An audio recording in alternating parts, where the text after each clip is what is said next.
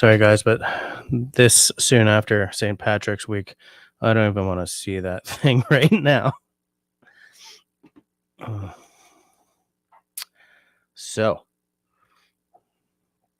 hey there, friendlies. How's up? Welcome to the 19th of March episode of my fabulous live stream. You will probably hear me coughing a lot because I've just come through the St. Patrick's Week slaughter, and that's what happens. Before we go any further, I do want to say that this is where we talk about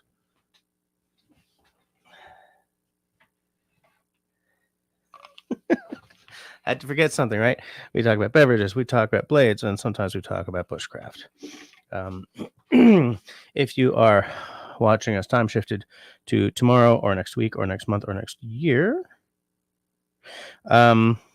then thank you for your eyes. Thank you for the comments that show up in the doobly-doo below. Warms the cockles of my heart, as you people love to hear me say. And I hope that you get some enjoyment out of what you see here. If at some point you decide that this is fabulous fun, I invite you to hit the smiley thumb. If at some point you decide you really can't stand what's happening, that's okay. The frowny thumb works just as well. And if you would like to take a more active role in keeping the lights on around here and keeping me in, sexy stuff like camera batteries, then I invite you to check out the join button wherever YouTube has it right now. And if you click on that button, you will see that there are 2 tiers of membership, as well as what each tier gets you for your hard-earned money. Now, before we go any further, I want to take a sip of tea. And I'll tell you that there's no agenda again tonight. I have 2 magazines that I started looking through earlier today, but it was governing board night at the kidlets' school again, so that's what took up my time today. So before we get on to the nothing plant, let's see who's hanging with me, who we got. I created this live stream quite late today, but it's nice to see that we've already got 12 people anyway. So I guess it notified you, which I love. And let's see what's going down at 8:56. We had Canadian popping in. Canadian, as you can see by the logo, by the icon, is a channel hero. How's it going? Fox it. How's it going, Cliff? He was second. Everyone's saying hi. We got Christy popping in. Christy, as you can tell by the icon, is also a channel hero. Excuse me. Just popping down. Oh, man. Canadian climbed into bed. I would love to be in bed right now. Do you guys want a debrief on my St. Patrick's weekend slaughter? I'm going to make that a poll. See if you guys actually care to hear about it. Should I tell all from my St. Patrick's gigs? Yes or no? Pound. I will leave that up for we're currently at 9:04, so I'll leave it up till about 9:10, and we'll see what's going on. It'll take me that long to get through the Chitty McChat anyway. But yeah, Canadian, I would love to be in bed right now. Christy's on the couch. Fox is like, man, it ain't that late. I get it. It's only 6 p.m. where Christy is. That Canadian works pretty. He gets up early. Yeah, 6 a.m. comes pretty fast. Yeah.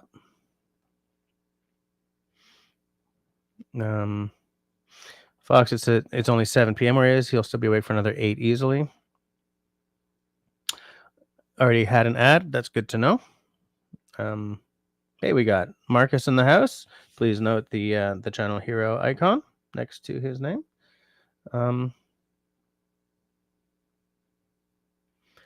Starting off banging his tight skin. Let me tell you something. My wrist really hurts right now, so I was not happy playing that thing just now.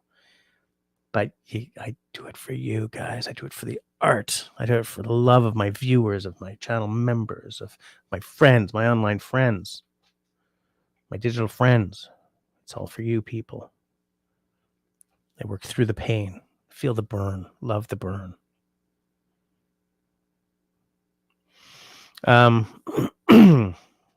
Russell's here, I guess, from his other account. And Russell realizes that he's here from his other account. I've done that a million times, like popping in to like a whiskey live stream from Rain Dance Bushcraft. I'm like, and switching it, or vice versa. How often, Russell, have I popped into the Books Fest as Dribs and Drams? Right back. Oh, yeah, Christy does say, I did say to remind you about my gig and that there was crap on the wall. Yes. All right. Well, yeah. Sean in Alaska, how was your St. Patty's? Sean, I saw the corned beef meal that you made. That was a fundamentally Irish dining experience, and you had a Guinness to go with it, which is really nice. Tonight I had a duck tourtière, a duck meat pie, a duck and pork meat pie with some sugar snap peas that I made. I pan fried up. It was delish.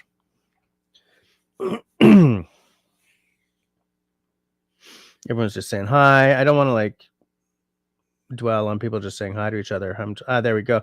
Country boy trapped in the city. Was wondering if this is going to happen. Didn't get a notification until you were actually live. Yeah, it was last minute. It was like really last minute. I only created the live stream about 11 minutes before going live. So yeah, sorry about that.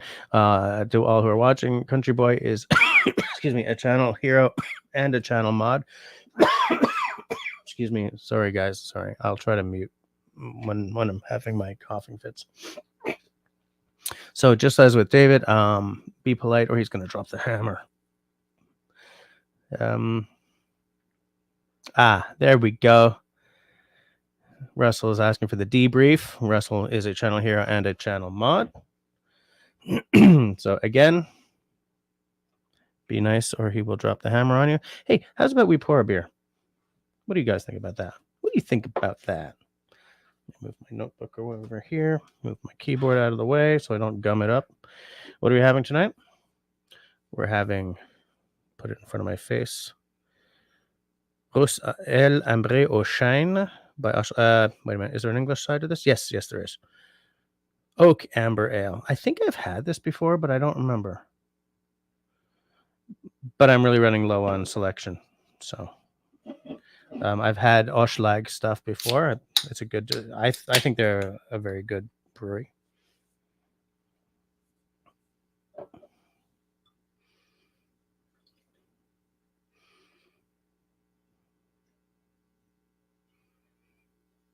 Am I blowing the pour?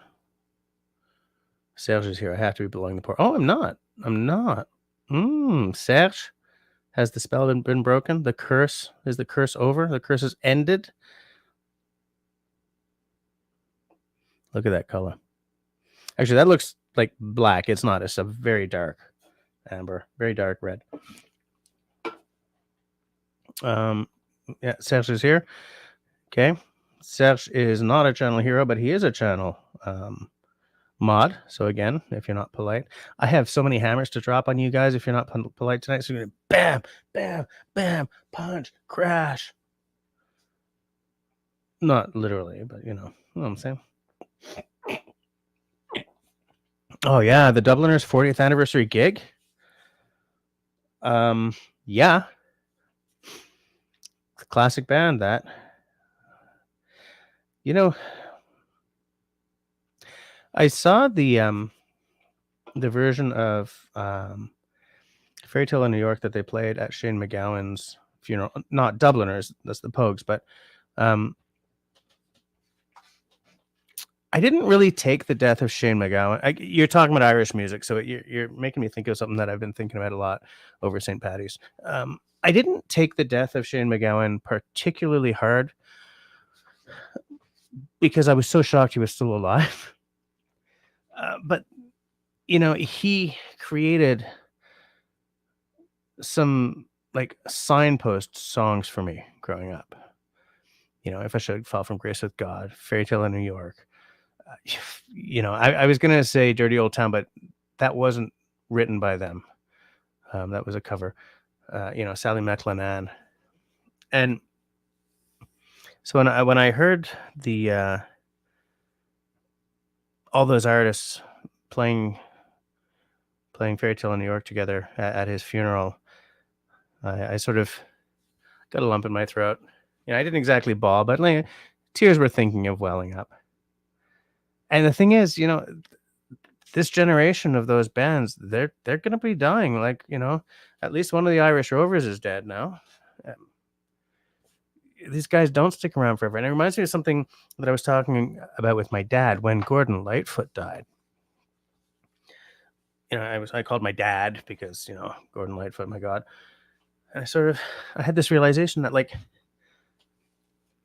at one point, like, Bruce Cockburn is going to be dead. And like that whole generation of those guys, sort of the singer-songwriter comfort food, the guys who've been there my entire life, and probably the same for some of you guys, will be gone. And I don't know how to exist in a world without Gordon Lightfoot and Bruce Cockburn in it, And I had a really hard time when John Mann from Spirit of the West passed, and it was like within a breath of Gord Downie from the hip,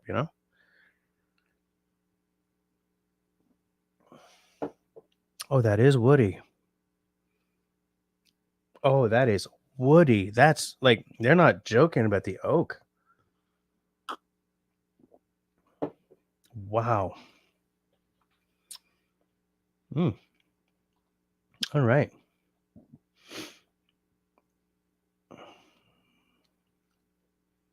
So good. I'm just trying to.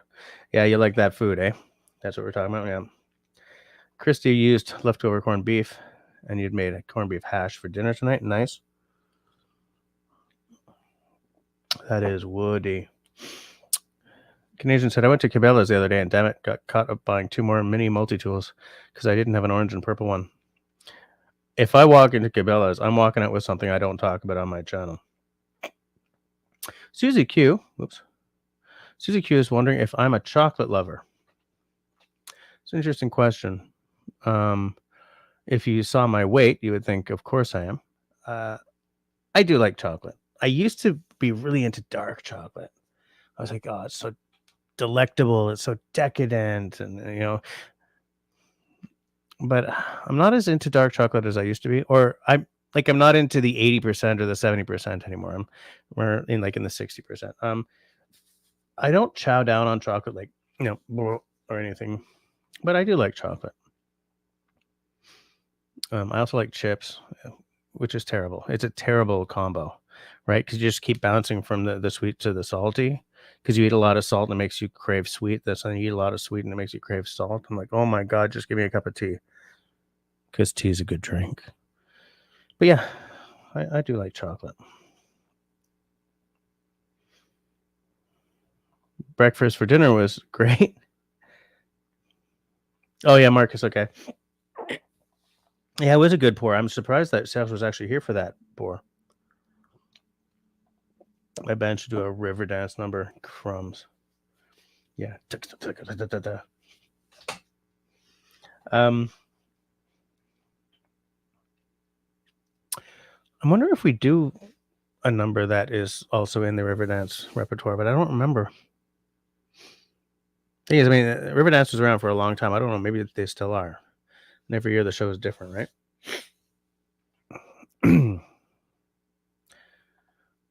Shane was around here. He drank like a fish. Surprised he lived as long as he did. Absolutely. That guy's health was wrecked. My fiddle player, Peter, saw him in concert. And he was sitting in a wheelchair and a pint of vodka, and he was just puking all over himself. You look at his history and it's kind of not surprising, but it's a sad way to waste your life away, because this guy was lead singer of the Pogues, right? he could have been living the life of Riley. It's just too bad. There's just one original Dubliner left. Hey, yikes. Okay.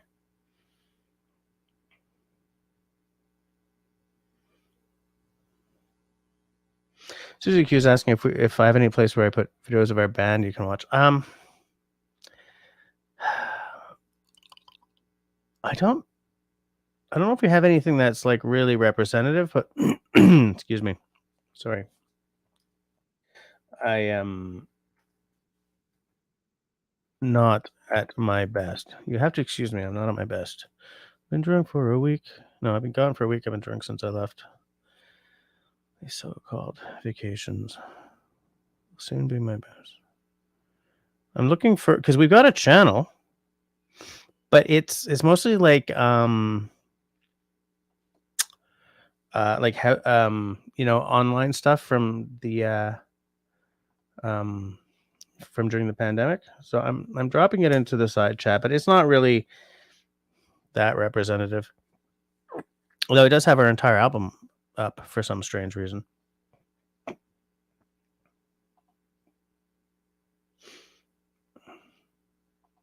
Everybody dies someday. Yep, you're right. Christy, I like woody flavors. I love like an oaky flavor, so I'm very happy with this. Yeah, it's man, I love it. So here's a question. I got I had 15 people watching. Now it's 14. I guess I pissed someone off by posting my band. See how she's a chocoholic. Yeah. I haven't had corn chips in so long. Canadian, the devil's chips. I love it. Oh, there's Hike with Mike. How's it going, Mike? Oh, I did it. I called you Mike instead of Hike. You see, now I'm feeling all jubilant. Quick. Somebody say something to ruin it. Chocolate covered graham cracker. Chocolate covered graham cracker crumble clusters is the devil's food. You know what, Serge? Piss off for writing that. That was hard for me to read.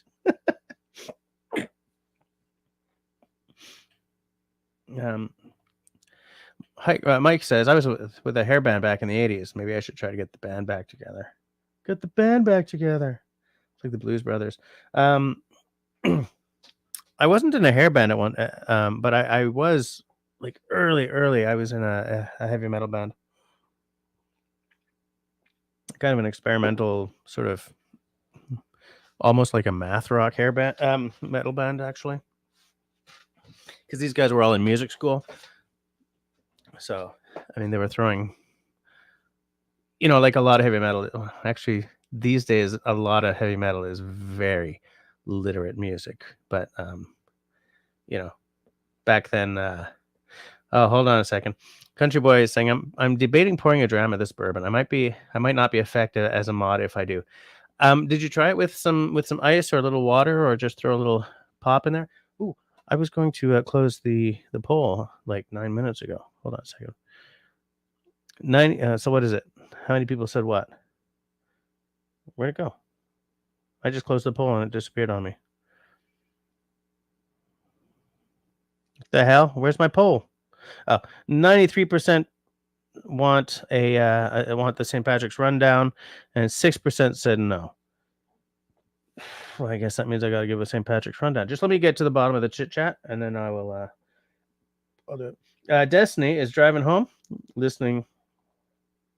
Oh wait, no, I want to say. So, Country Boy, did you try it with like a little water, just a few drops? Will be good. Some people like pour like a teaspoon or 2 teaspoons or something in to drop the proof on it a little bit. I'm saying proof because you have bourbon there, but I do think that proof is the world's worst way of measuring alcohol content.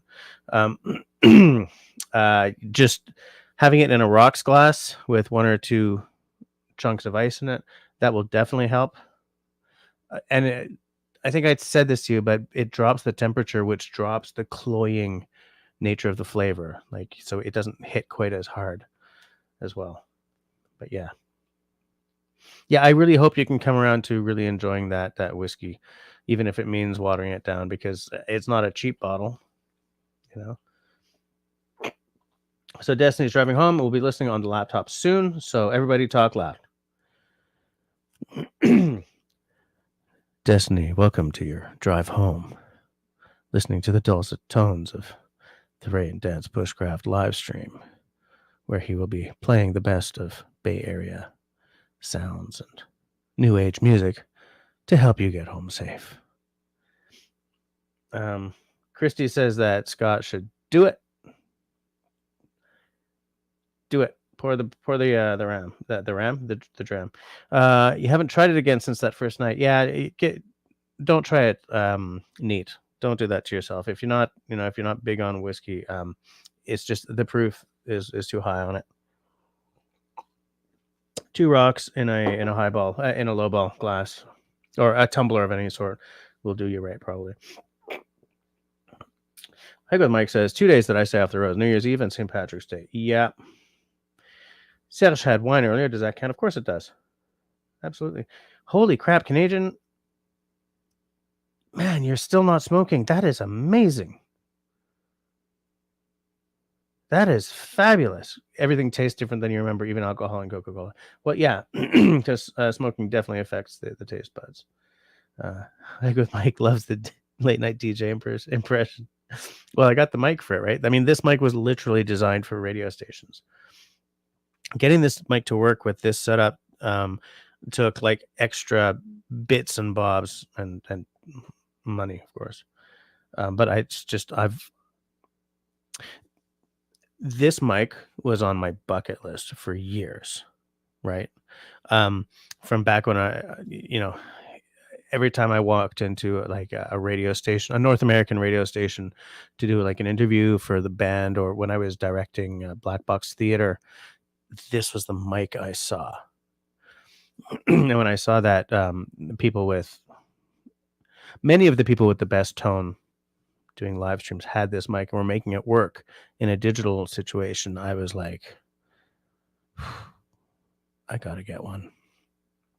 But I could never afford it because this is like $5.25 Canadian. So my wife surprised me with it for my birthday, and I almost I was about to say I almost did something. I almost died. I almost fell to the floor. It's really hard to not say I almost shit myself when you're trying not to swear on your live stream. Anyway, so yeah, I love this mic. Easy with the peer pressure there. Yeah, Christy, watch out, or he might drop the hammer on you. But yeah, I'm so happy that Canadian. I'm so freaking impressed, man. 11 months no smoking. That's amazing. I am absolutely cheering for you. And apparently I'm not the only one. About $7,000 a year. Holy crap. You can buy yourself a canoe or something great. I would, if I was saving $7,000 a year, I would have a canoe 1 year, and I might have like, I was gonna say like another base the next year. You guys know that I spent a lot of time honing down my bass collection until I only had 2 left, like the 2 that come out with me. And everything that never came out with me, just I off-gassed so that someone out there could be playing it and enjoying it. There are 2 that I would still love to own one day. But they're both like big ticket purchases. And I don't make enough money off of music to really justify that. I mean, not when there's canoes to buy, right? Sure, Mike's rock. That's what I had back in the metal days till a rival band stole my mic. That sucks. So my entire band used to use the SM58, which of course is the mic, the stage mic. I'm using what the hell's it called? It's the newer version of that, the Beta 58, Beta whatever. It's the same company. It's a newer version of the SM58. and our guitar player has switched to a Sennheiser of some sort, which does better with his voice. But the SM58 is good for my voice and the fiddler's voice. Oh, you're buying lots of stuff. Nice. Oh, so the new cot is from your smoking savings. Okay. Hike with Mike says, I quit smoking by taking running. It works great. Even did several half marathons, became addicted to running. Yeah, my wife did a half marathon down in Vegas. Oh, you guys know because I put out a video about it. Whatever it was, 4 years ago now. Hey there, Carol. Carol is a channel hero, as you can tell by that beautiful little icon next to her name. Okay, I've caught up with the end of the chit chat. We've lost a viewer again. I guess I'm just not doing well tonight. And since the poll was overwhelmingly in favor of giving the St. Patrick's weekend rundown, that's what I'm going to do. I'm just going to top up my beer. So here's the thing. Some ground rules that we set for ourselves for this weekend for the St. Patrick's Week slaughter is we only drink alcohol during the last set. In fact, our guitarist and singer doesn't drink booze until the last set of the run. He'll have a whiskey, because you can get sloppy really fast if you don't control it. Like if people buy us shots, we accept the shots or whatever, but we don't take the beers that we're entitled to. Also, it's no good for your voice. It's no good for your voice. You know, pounding pints, you're not going to sing your best, and we need our voices to stick it out till as close to the end as possible. Now, fairly often, okay, so this weekend, this St. Patrick's, because St. Patrick's Day fell on Parade Day on the Sunday.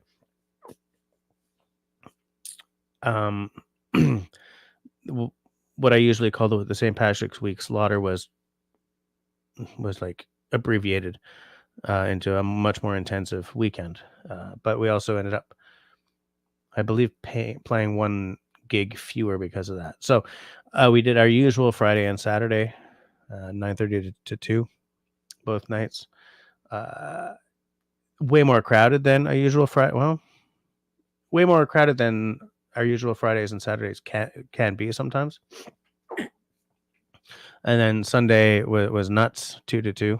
Although we ended up starting at 3 because the parade wasn't quite over yet.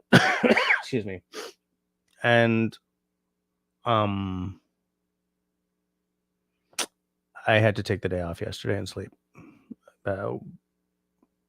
because it was all like in one like chunk, I guess. None of us have bronchitis right now. Like nobody felt well yesterday, but none of us got like clinically sick, which is nice because over the past 20 years, we've all gotten clinically sick more often than not, like bronchitis or laryngitis or just, you know. I will tell you one thing. Since smoking got outlawed in the bars, it's nowhere near as rough on us. I'm not saying that in any way, in a political way. That's what the rule is. It's not going to go back. It's easier on the people who sing for part of a living. Tea and honey is great. You're right. In fact, our guitarist, he drinks some kind of herbal tea the whole weekend. Even when we're doing our normal gigs, he starts with whatever his herbal tea is. It's slippery elm or something. It's good for the throat.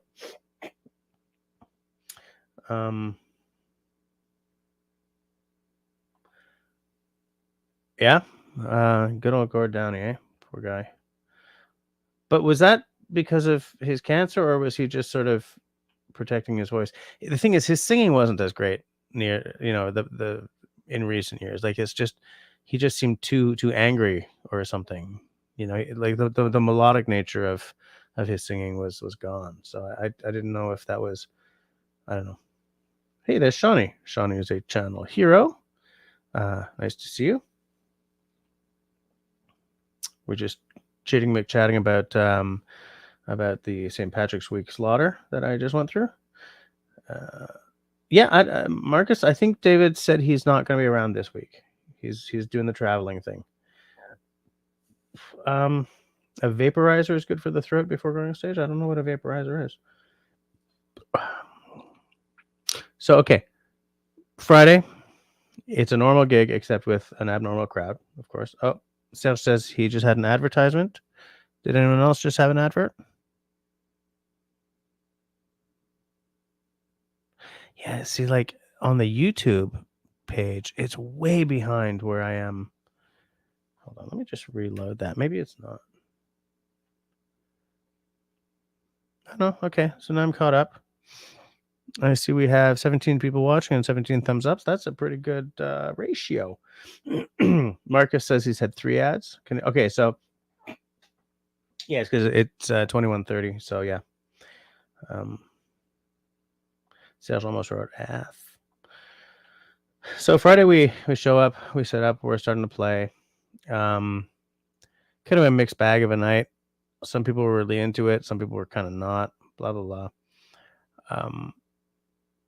Near the end of the night,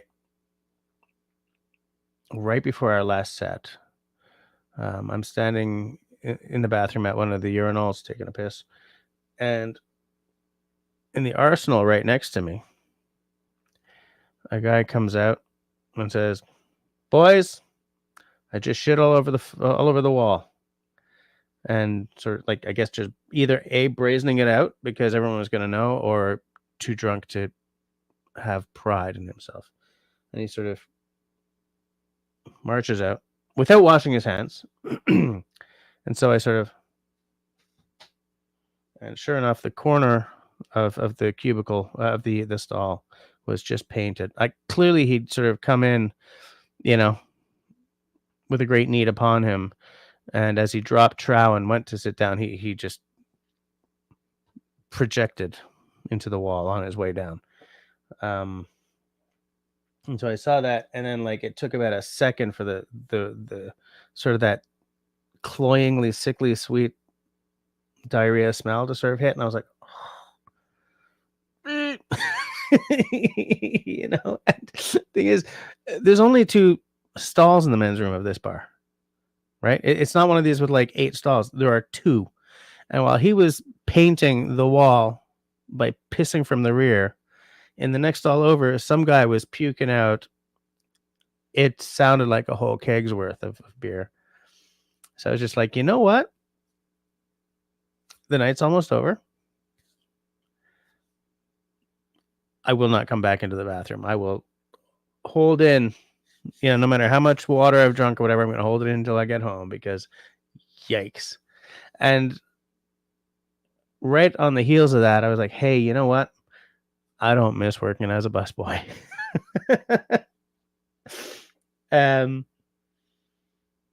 So yeah, I was like, whew. And it's like, this guy, he didn't look like a Robbie or anything, right? He was this clean-shaven dude, kind of dressed. He looked like an MBA, It was just so weird that, guys, boys, I just shit all over the wall and just wandered out. Like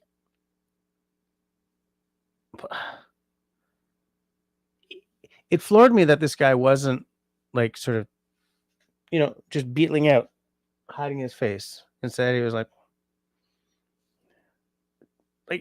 I don't know. I didn't understand being like that about it. And for God's sakes, wash your hands, But yeah, so that was Friday.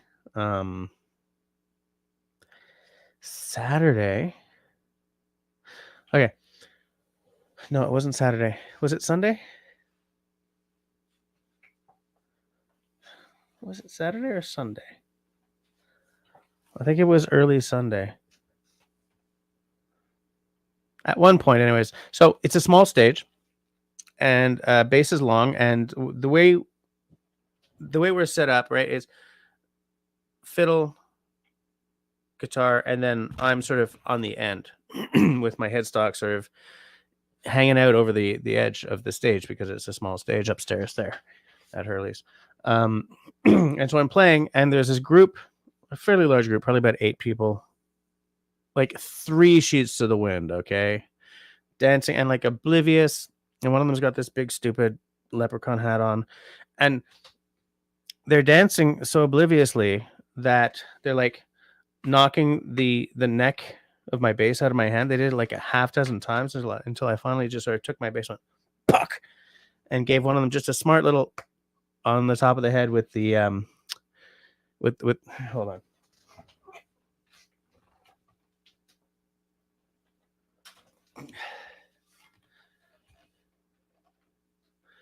With this part of the headstock, not this, right? Because I didn't want to damage that, and I didn't want to cause any bleeding, but just that. I just want puck, just a smart little tap. And the guy's like, "Qua," and I sort of gave him a look, like, and so he's like, "Okay, je suis désolé, I'm sorry." Anyways, he's still dancing, and he danced out into the middle of the dance floor and stuff. But this guy's like reeling from the drink, right? And at one point he stumbles and he's falling directly towards my guitar player. And here's the thing: all of our instruments are $1,000 plus, right? And we've all had instruments destroyed in exactly that way. So as I'm going straight, I just saw him falling headfirst into the guitar. So I just boom, like as hard as I could, right out into the middle of the dance floor, stumbling. Kind of, he almost fell on his arse, but someone else caught him, and I gave him my like, "I'm gonna cut you" look. And his friends were all like, "Okay," and they sort of maneuvered him away. And one of the bouncers sort of came over and stood next to me. He looked at me, and I looked at him. We're like, and these guys did not bother me for the rest of the night, man. They didn't come near, and in fact, they sort of pissed off after that set, which was good because here's the thing, right? There's like drinking and fun, drinking and fun, drinking and fun, drinking and dangerous, right? Unpleasant. And they were just, they had just started coming down the wrong side of that. So we were glad to see them go. The wife said that I must not do anything that would get me arrested for assault, but I did not. Like when I popped him on the top of the head, it was just a smart little rap, just to sort of make a point. I wasn't like, "Urgh." I really wanted to though.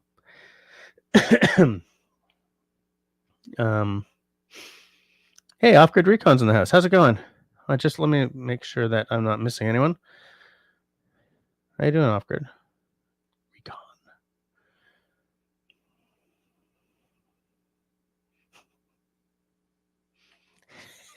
Jesus H. McGillicuddy. I love that. Can I use that? Yeah. Okay, here's the thing, like, if you got like a mighty need upon you, and that's happened to the 2 stalls, where do you go? Hey, Mark, how's it going? Mark is a channel hero, as you can tell by the little icon. How you doing, Mark? Yeah, exactly. Steph says there's no bar bathroom like a St. Patrick's bar bathroom. Yeah. You know what else though? Shawnee, man, there's another one that is just as bad. Did I tell you guys about a few weeks ago? We're playing, and there's a guy sitting with his jacket on his chair, and somehow he managed to, I don't know, turn and puke right down the back of his chair, like right down his jacket, the inside of his jacket, and then didn't even realize it or something. And 2 sets later, he sort of staggered up to go home and put his jacket on and marched out and sort of stumbled out the door. And I was like, yikes. A, I feel bad for that guy's taxi driver. And B, I really hope he's not the type to sort of stumble home and just crash into bed without at least taking your jacket and shoes off. But that guy probably had a very uncomfortable following morning.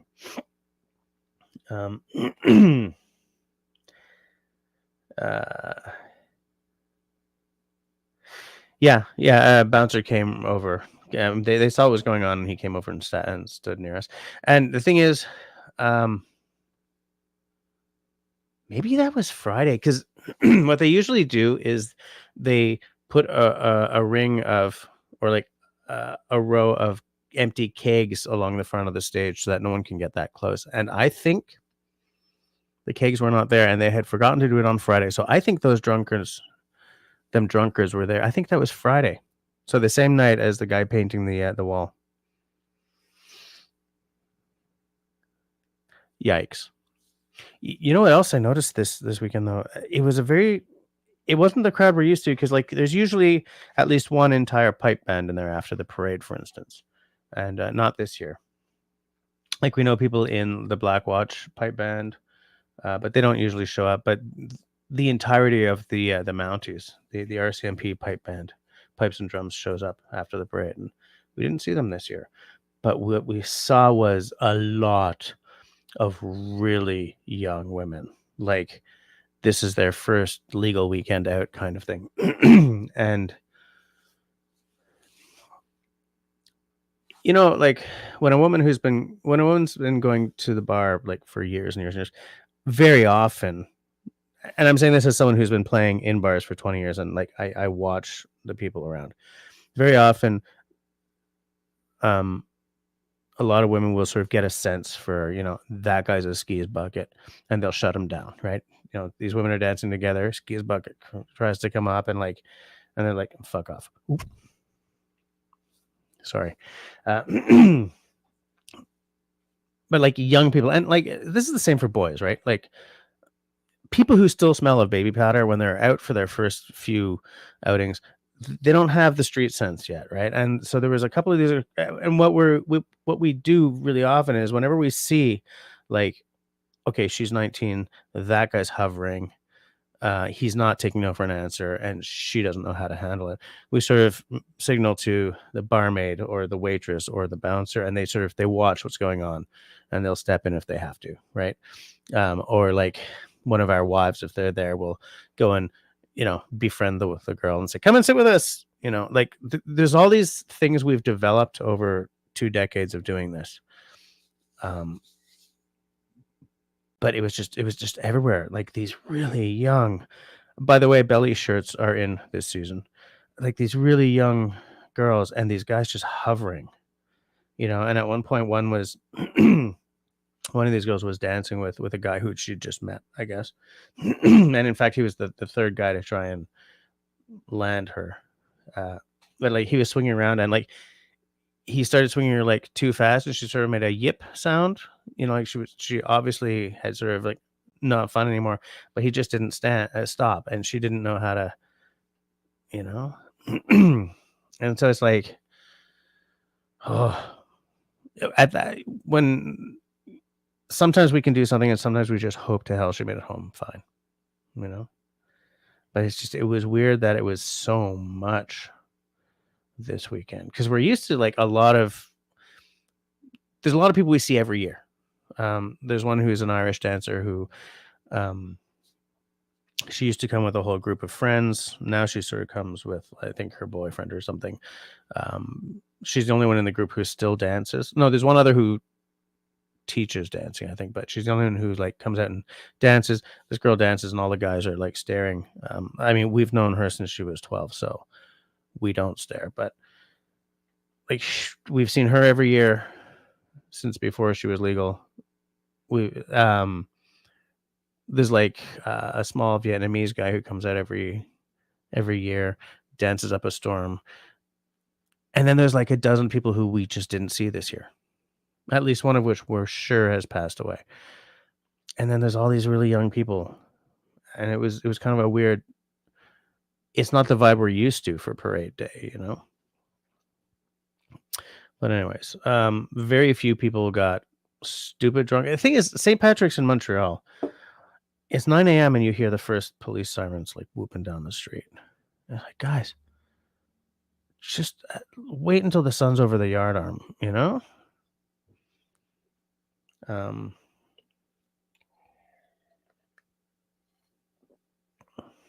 Yeah.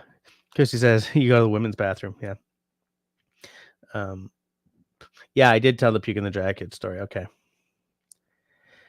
But it's like I said, you know, like you get so jaded about young drunk people when you've been doing this for so long, because you don't see a bar in the same way when you're working either as a musician or like a server as you do when you're sitting in the corner with like a dozen pint glasses in front of you, hey, Grace. Yeah, the puking one, yeah. Um, yeah, yeah, okay, and so by the end of well, not even by the end, by about halfway through Sunday, for some reason, someone had, I guess, dropped, like, all the pint glasses were plastic. For St. Patty's, they don't do glass glasses, all plastic. I guess some guy had dropped a pint glass into the urinal, and next thing you know, there's like 8 glasses stuffed into this urinal, and then by the end of the night, that poor toilet that had been, that poor stall that had been violated on Friday night, there was like 10 glasses stuffed into that toilet too. And it's like, what? Why do you do that? What? Like, why does alcohol make guys so dumb, so disrespectful? Because I mean, when I was younger, I had um, a couple of really rough nights, but I never did stuff like that. I've been loud on occasion.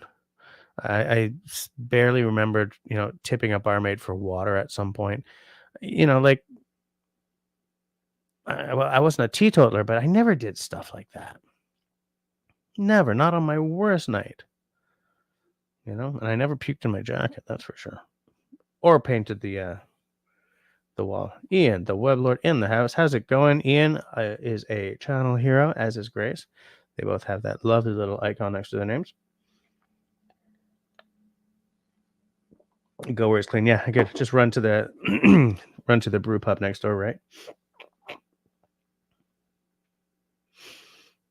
I'm just sort of saying, hey, how's it going? How's it going, Marcel? You cook anything spectacular lately? Just everyone's saying hi to what am I pouring for my dram tonight? I don't know. Oh, Al's not here, so I'm not pouring the blue. I'm thinking Lindor's Lowland single malt Scotch whiskey. Lindor's is based in an old abbey. Abbey? Or is it a former cathedral? It's on Abbey Road in Newburgh, Fife. Oh, what's Fife? That's Lowland for you. Distilled from Kingdom of Fife barley at Lindor's Abbey Distillery. Yeah, so it's an old abbey. Which doesn't necessarily make the booze phenomenal or anything, but it's just a cool little story. These are supposed to be adults. Yeah, exactly. Russell says he's been a perfect gentleman every time he's been falling down drunk. Do I need to pour this early? There's no age statement on this. Cask type, bourbon, sherry, and wine barrique. Barley region, Fife. Founder, can't read that. Distillery manager. 46% alcohol by volume, 700 milliliters. Because very many Scotch and other European whiskeys come in 700s instead of 750s. Marcel says she's just been cooking for the fam, back to making videos hopefully this week. Baked chicken and potatoes tonight for supper. I had said earlier, but I don't think you were here yet, that I heated up a locally made pork and duck meat pie. Around here, we call it a tourtière. It's a very specific kind of meat pie that's traditional in Quebec. Are we getting snow this week? There was a little bit of snow during the parade on Sunday. There was a little bit of snow yesterday, just a touch. And then it got really cold, and today was cold as hell. It snowed, and then it melted, and then it froze. So I stepped out to take out the compost this morning and almost landed on my arse. So I threw down some salt.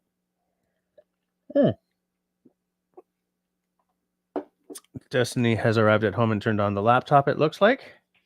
Welcome home, Destiny.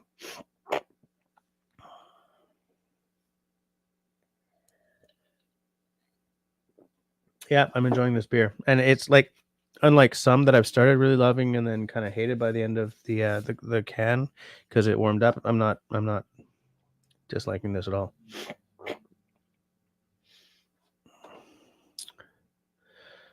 Country Boys, glad to see that Destiny's home safe. I back that up. Absolutely.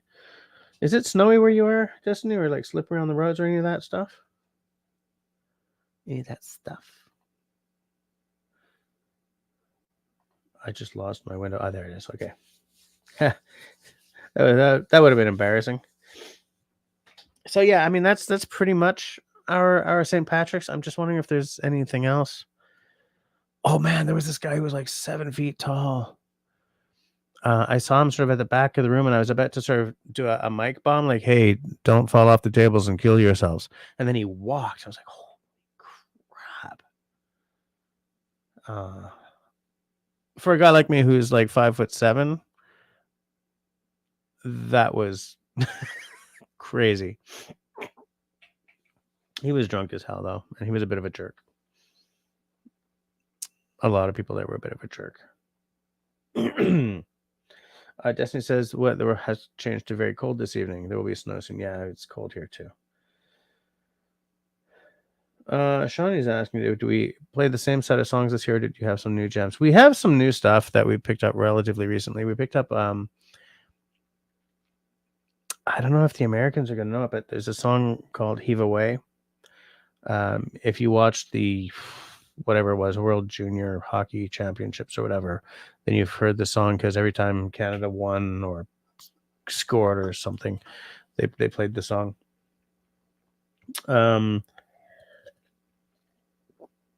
We do a cover of Donovan's old song, Catch the Wind, that we then segue into I Got You Babe by Sonny and Cher, because they're essentially the same. Well, they're not the same. They're close enough to the same chords that you can really, with some very small amount of work, you can make it really work. With a small amount of effort, you can really make it work. We did some, we did some rebel songs that we only really do at St. Patty's.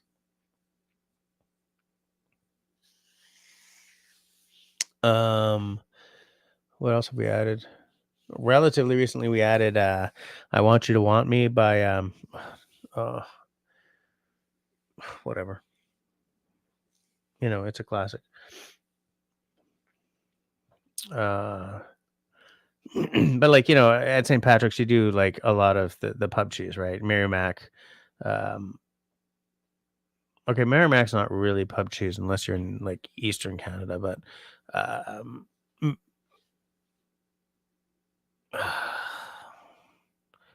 I'm just blanking on all the names, but like the typical Irish pub cheese songs, the trad and everything. Yes, Canadian. Thank you, Cheap Trick. Again, the sinuses. Like we're constantly adding new songs. Like every few months, we add like 3 songs. Oh, every time we play a wedding, we have to learn 3 new songs, and a lot of them we forget right after the wedding because it's like garbage. But every now and again, "Shut Up and Dance" we learned for a wedding, and it's very, very popular. So we've kept that. Some Fleetwood Mac numbers that we learned for weddings and just kept playing. September by Earth, Wind and Fire. We learned that for a wedding, and it just goes over like gangbusters every time we pull it out. So we've kept that. It's fun to play it too.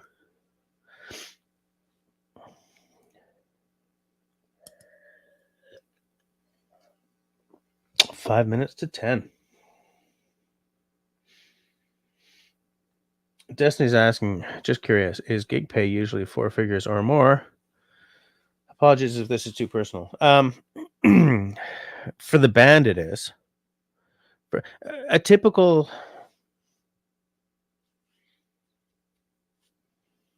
I'm wondering if it is typical.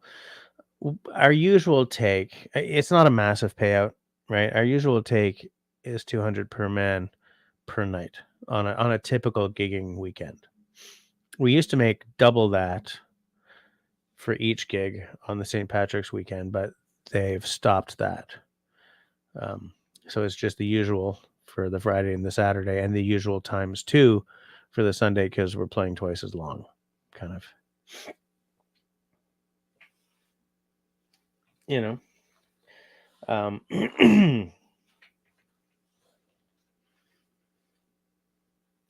it's nice to have the money, especially because no bands play St. Patrick's for the love of the music, right? You play the rest of the year for the love of the music. St. Patrick's, you play for the payday, because it's not the bar's fault. It's the way North Americans do St. Patrick's fault. It's not a fun gig. There are fun moments, but by the time you're done at the end of Sunday, you're just done. You're just done. The last set is just, although this year was better, but very often the last set is, half empty room, and the people who are there are sitting there at the tables just like, I'm not going home till St. Patty's is done. Like it's a point of pride thing rather than anything logical, No, St. Patty's isn't over, so I'm staying out. I'm like, just go home, dude. Because if all you go home, they will cut me early.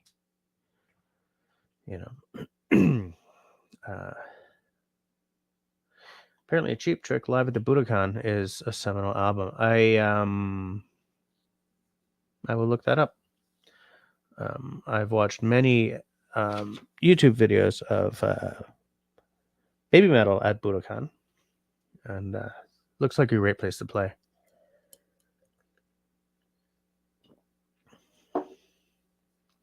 Looks like a great place to play. 2157. So a whiskey with no age statement is by definition a 3-year. So since there are 3 minutes till 10, I'll pour a small dram of this lowland Scotch whiskey from Fife.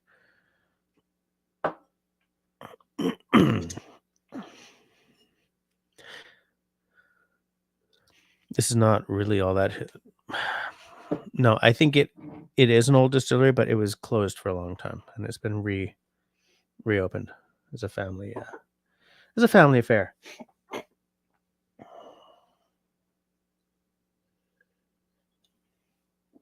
I'm just wondering if I'm missing any stories.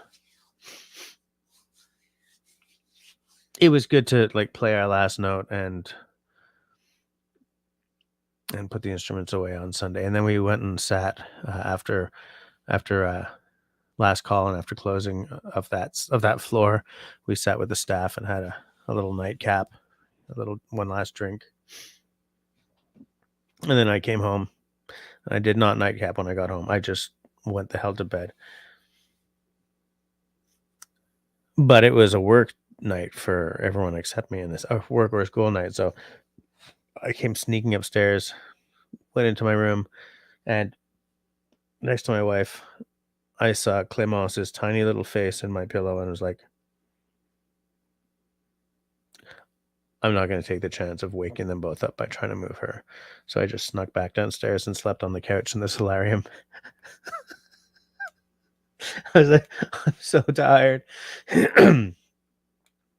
And I guess they were trying to be quiet or something, because they didn't wake me up. They all just sort of did their stuff and left. Because Saturday, okay, so Friday I got home late, went to bed. Saturday, for some reason, man, the squeak like woke me up at 9:30 to show me the dress she was wearing for the party she was going to, and just wouldn't stop coming in and showing me stuff. And then the missus came into the room to get changed to leave. And like Clem said something, and the missus was like, shh, we got to be quiet because your dad's asleep. I'm like, what? And it was just like, oh God. Or was that Sunday morning? No, it was Saturday. Man, the days all just sort of roll into one. But I am convinced. Oh, it's 10 o'clock. So let me finish this beer. But man, I'm convinced that because when the madame is asleep, man, I'm like tiptoeing upstairs to go to bed. But it's like she just doesn't have the enzyme to make her walk quietly and touch things quietly when she's trying to do stuff while I'm asleep. You know? Open a drawer, slam the drawer, look in her closet. You know? Camille, are you ready to go? I was like, really, girls? What? It's weird. But I've heard some of my guy friends saying the exact same thing. So I don't know. Maybe there's I don't know. I was just damn glad to be alone in my house and asleep for part of the day on Monday. By about 4 o'clock, I could finally eat because when I'm overtired, right? When I'm like tired, like I've just played 13 hours, gone to bed at 3 kind of thing, I get nauseated. Like I can't eat. I'm like, my stomach's upset. I've got a wicked headache. So by about 4 o'clock, I could eat. So I did. Because at that point, I was like, no, I'm not nauseated anymore. I'm just really stankin' hungry. So I made myself a cheese, an avocado sandwich, I think it was. Something like that. Getting my good fats and my proteins.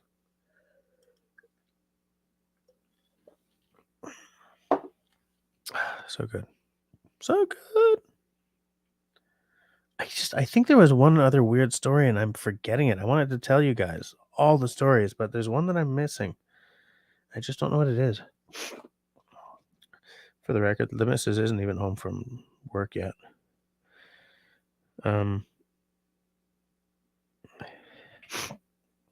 Anyway, that's fine.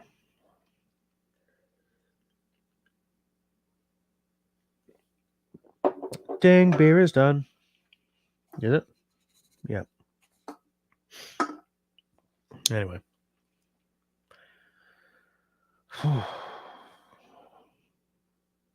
Yeah, I'm tired. It's funny, when I was in my 20s and 30s, late night, bounce out of bed the next day, I'm ready to go. These days, man, I'm just destroyed until halfway through the week. Like on a usual gigging weekend.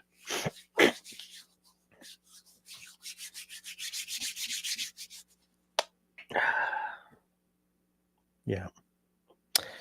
Anyways, I think at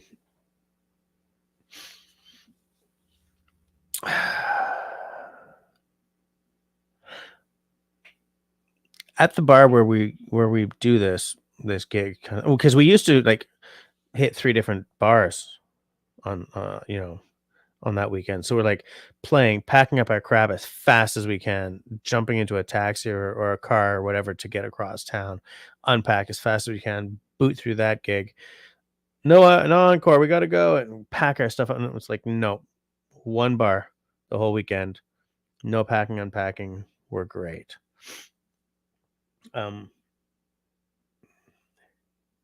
Yeah, country boys.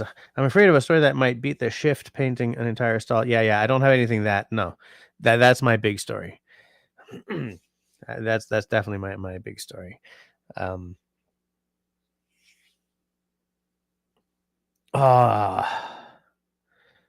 Looks like my my train of thought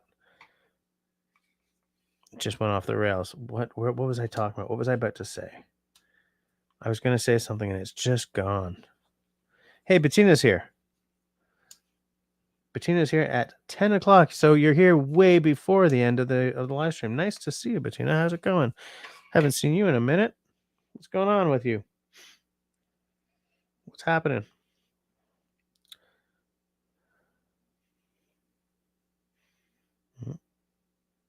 That is natural color. There's no caramel color in that. It's also non-chill filtered. 46% alcohol by volume. Smells vanilla-y, but also herbaceous. Almost a little bit of a brine, but not quite. Smells warm hug, and yet just a little fresh, like a meadow almost.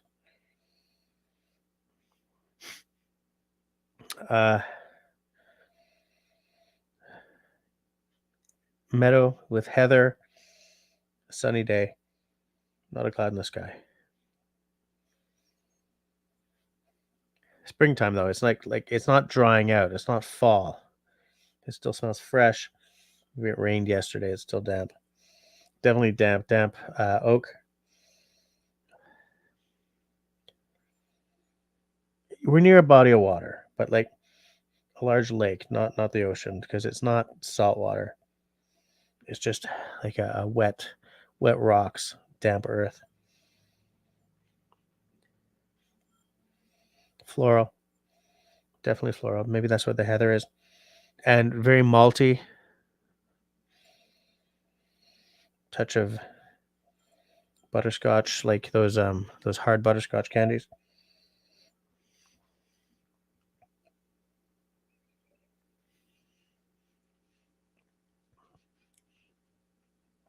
Burnt brown sugar. Touch of espresso at the back. Spicy. Because of the sherry cask. Sherry casks use use European oak, which is a much spicier oak than American oak. American will give you vanilla and caramel notes. Sherry cask will give you dark fruits, which I'm definitely getting, like a plum, cherry kind of thing, but also a much spicier oak.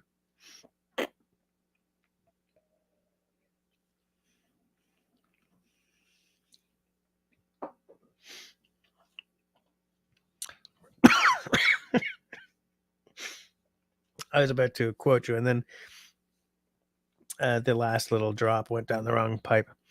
Prancing fawn, dew on dandelions, furry beaver, 10 broadleaf leaves on a rock. 10 broadleaf leaves on a rock sounds like a fiddle tune. You know what I'm saying?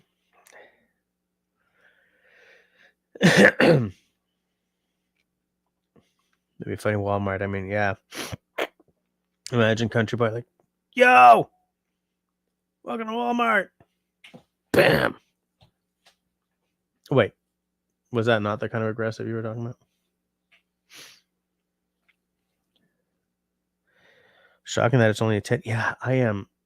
A, I am bushed, and B, what are you doing here? Not at the end of the stream, Bettina. I mean, I'm not complaining. I'm glad to see you, but what's going on? What the hell?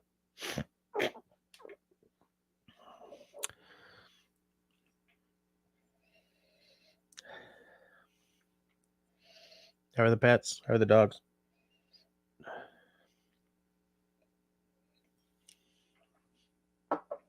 Destiny's saying hi to Russell. Bettina's saying hi to Russell. Everyone's saying hi to Russell. I would love to be able to tell you guys that I got all these wicked plans for the summer. But one thing I definitely know is that the Clémence, the 5-year-old, 3 times in the past 2 weeks has asked to go camping. So maybe I will. I think I mentioned that last week too. Man, my brain is melting out my ears. But I got to get on that because the campsites are filling up fast already. For some of the national parks in Quebec, you kind of have to book them the October before practically. I mean, I don't think they're open for booking the October, but you really got to jump on it.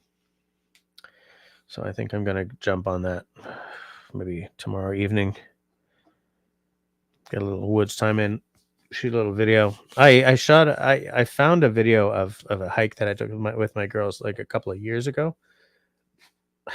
But there's so much footage and I'm so busy that it's taking me forever to sort of to edit it together, you know? And this video is so, like, I found this, it's so old that, like, Clem looks like a toddler, and she's not a toddler anymore. You know, she's a little kid. She's really small, but she doesn't look like a toddler. She's a kid now. You know. But anyways, I'm slowly putting it together when I have time, and I'm not. So often I'll come down like gonna edit some video, and I sit down on this chair and just like, oh crap, that was like 2 hours, and then I just sort of stumble up to bed.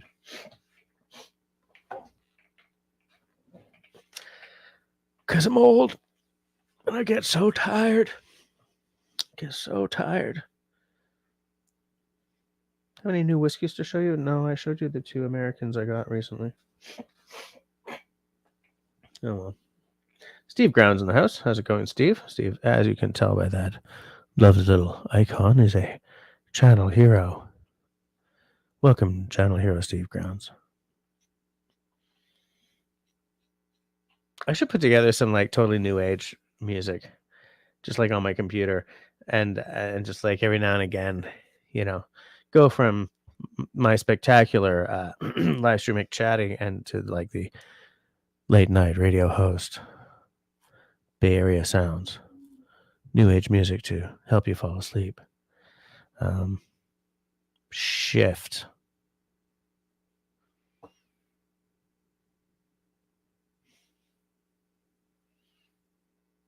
I got to do it.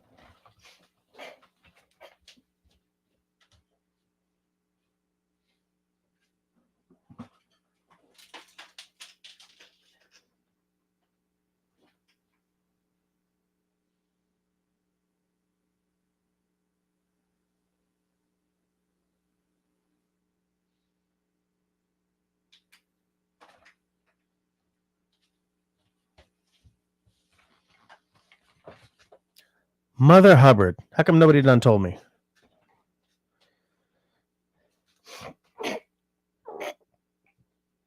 My sinuses. Okay. Bettina says, it has been a tough few months with the animal family members. Okay. Not sure if I mentioned, but I almost lost one of my girls too. Oh, I didn't know that. Good thing for surgery. Yeah, it cost you a lot of money. Yeah. Yeah. But they're worth it, man. If you get more years out of them, it's worth it. Speaking as someone who paid massive amounts for surgery on a cat when I was working at Starbucks, didn't regret it. Sale says, I feel like I never have time to edit videos. I also feel a bit discouraged because I'm always out of focus since I busted my lens and your sound sucks. What the hell happened to the lens? Sound is more important than picture, though.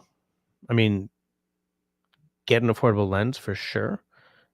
You know, an affordable lens that doesn't, you know, like an affordable 50 millimeter, right? A nifty 50 is more important than something that zooms in and out and doesn't get into focus.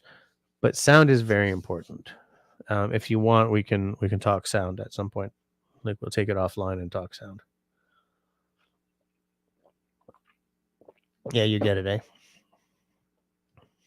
Bedtime reminder. Piss off. Been battling an ermine with your chickens and quail since December. But you guys live with pew pews. You can take care of that, right? Just kidding. I think an ermine's a fur-bearing animal, so if I don't know, in my province, you need a trapper's license to touch them. Oh, so Russell knew, but didn't even say anything. What the hell? Why you got to be like that, man? Why you got to be like that? I thought we was buddies. Oh, you thought I was going to get some cheese. You thought I wanted to live in the dark? No, I want to sleep in the dark. Bettina says, and oh yeah, my car broke down on the side of the road just over a week ago. I've been on my way to Oshawa to Lake. Had to get towed back. Was stuck in Oshawa for over a week. How expensive was the repair job? Do you even want to tell me? I bet you it was horrifying. I bet you it was horrifying. It seems that every time I have a repair job, it would cost me $1,000. Tea's a good drink. Said it. I gotta get that in at least twice a live stream. Because it's true. It is true. Tea is a very good drink.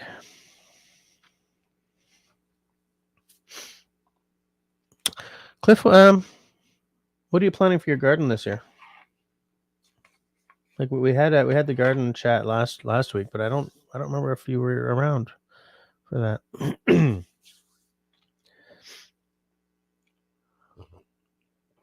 I've really let the garden slip this year. I haven't started prepping at all. At all. I've let a lot of stuff slip this year. It's like life sort of piles up on you, and then it's like, oh no, I'm late on this, that, and the other. Like if you're late on X by default, you know how sometimes you're late on something. It's like, okay, I'm late on, and then sometimes you're late on X, which knocks Y out of the schedule, and then like Z is like, we'll get to it someday.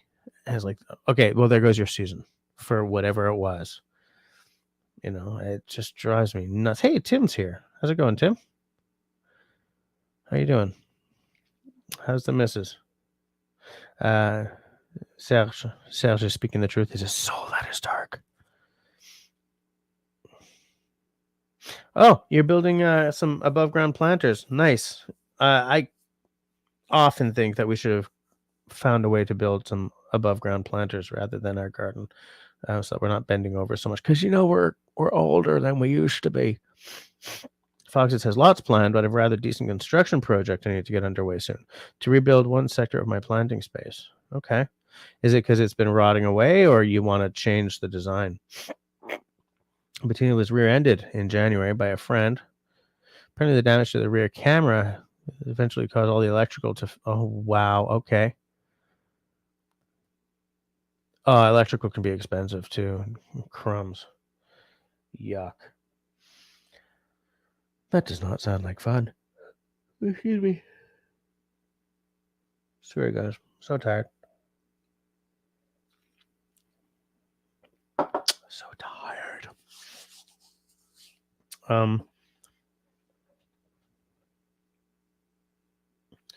There's something here I want to tell you guys about, and I'm totally spacing it. I've been spacing it like completely. Oh, you're building it out of redwood on the fly, no plans, no guts, no glory, I like to say. So are you just building like boxes, like high boxes? I know somebody who, I don't remember who that was not a whom situation, that was who just used like railway ties, built them up. I think like maybe non-treated railway ties, right? Because once they got all that whatever it's called, the oily stuff on them, I wouldn't want to plant foodstuffs in boxes made by that, but they're like that size of wood, just big planter boxes. Are you doing something like that, or are you sort of making something a little more ornate? Bettina is without a car for a couple more weeks until it's done, and hopefully the problem is resolved. Then my son will do my brakes, which are down to 2 millimeters. Body repair are over $5,000. Jeez, holy crap! I when I still had my Camry, I did my own brakes one year. I felt really good about it. I have a friend who has all the like auto tools, so he just came over, showed me how to do it, which was great. Foxit says, we cut down a dead tree. With that gone, I'll be extending my garden a bit with the addition of new raised bed and archways to grow on. Do you use archways to grow your squash? Or your summer squash, or your squashes or something? Guy who hit me has given me the money, thank goodness. Sorry to be so long-winded. Well, that's pretty cool. Russell feels the need to share that he understands your pain because he also had something negative happen recently. 3 feet up, 6 feet long, 3 feet wide, 12 inches deep. So 3 feet is like...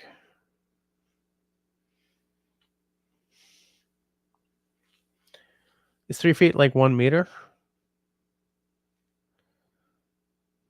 Because 6 feet, yeah, 3 feet has to be a meter because 6 feet is like 2 meters, right? Darth Vader is 2 meters tall. 12 inches deep. Okay. Foxy says, archways to grow either beans, tomato, squash, or other various and sundry climbers. Okay.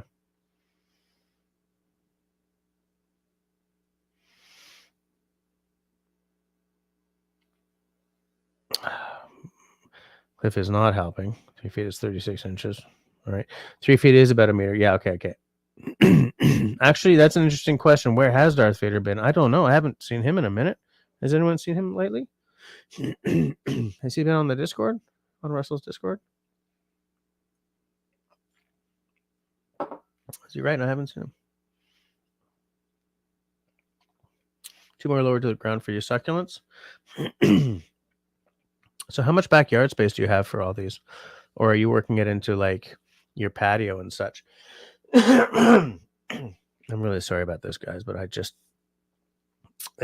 not well. Busy. Yeah, sounds like it. Absolutely.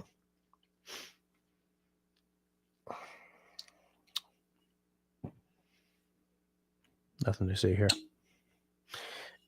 Serge says, I put my name down for an Ioniq 5. Should arrive in 2025. My fear at the moment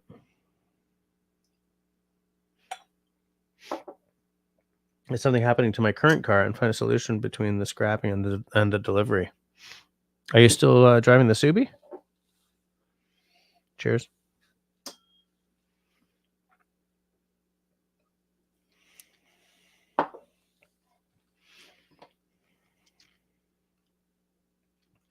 So, Ioniq 5, they've got a really cool look to them.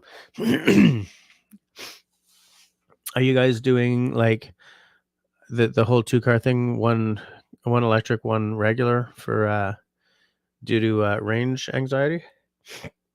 I've already said like I would like what we would like to have at one point is one electric and one plug-in hybrid. I mean, it's easy to talk that way, but it's a lot of money. You're laying out a lot of money. But sort of that's, in theory, that's where we'd like to be at some point. Is one electric for in town, and one preferably plug-in, but one hybrid of some sort for when I'm booting out to Russell's place or something. Raspberry Rock would like to put his name in for an interstellar starship. Dude, if I could live on the Millennium Falcon, don't try to stop me. And I don't mean like, oh, I'll squat in the, Disney theme park. No. For me, from as long as I can remember, everything comes back to the Millennium Falcon.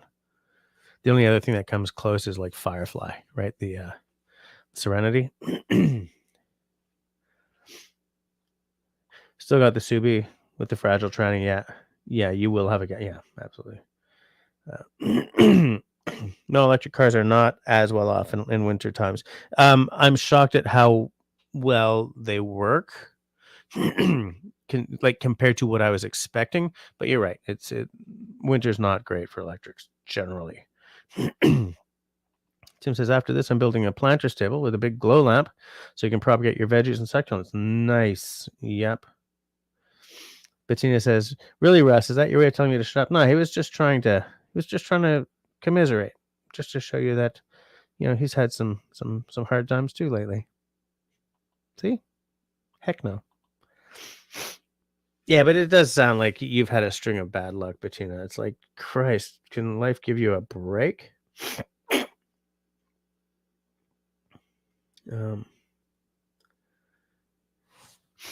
Austin's Corner says, Serge, please watch the YouTube videos of at least 2 BC Ioniq owners having their cars totaled. Cars have hit things in roadways, damaging batteries and voiding warranties.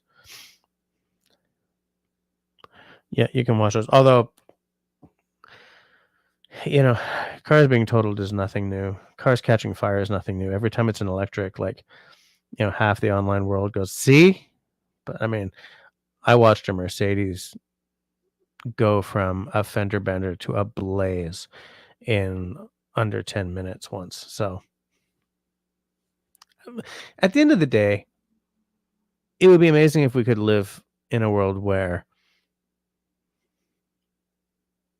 say, you move into a condo complex. And as part of buying into that, you buy into like a common pool of cars.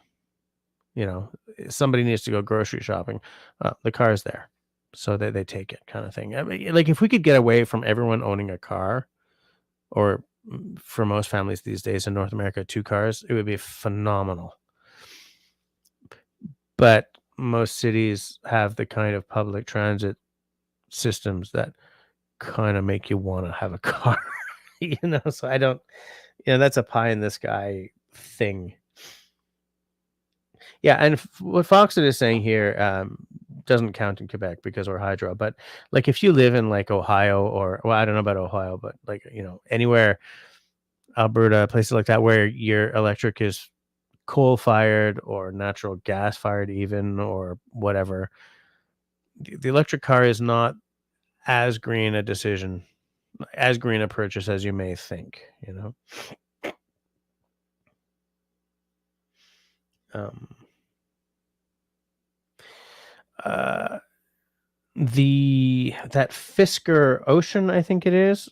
Its roof is a solar panel. I think it's the Fisker Ocean. You're starting to see some of that arrive. There's what is that other one? There's another one with where the whole roof is a solar panel. I like having a moon roof, but I think having a roof that's a solar panel is a great idea. You're not going to it's not a fast way to power up your car, that's for sure. But it's still a nice little, it's a minor factor in keeping your car running a little longer. Serge's sister had her Tesla totaled. They had to scrap it, but got nearly $40,000 from the insurance company. I like, look, I'm a technologist, right? So to me, it's not even necessarily about, okay, I'm into the green thing too, but it's not only about the green thing. Gas engines are over a century old, and they've reached the extent of the cool tricks and modernization that they can get to. So as someone who works in tech and considers himself a technologist, they're just not good enough anymore. Because electric engines are at the start of their run, and they're already beating the old school in terms of torque and like 0 to 60 in a flash and all that stuff. So they're at the start of where they're going to be, and the gas engine is at the end of where it can go. So to me, like buying a gas engine car just feels like it feels temporary. It feels like you're buying the stopgap when you no longer need the stopgap. But I'm also not willing to sell myself to a completely electric car household, because at the end of the day, if we're driving to, the Gaspé, I mean, Quebec has a very good network of electric chargers, but I don't know if they have a good network out there in the Bas-Saint-Laurent or something. I know around Montreal, Quebec City, sure. But like, I don't want to make the kind of purchase that almost guarantees me to be stuck on the side of a road somewhere near Tweed, Ontario, or somewhere near like Saint-Louis de here in Quebec or something, you know?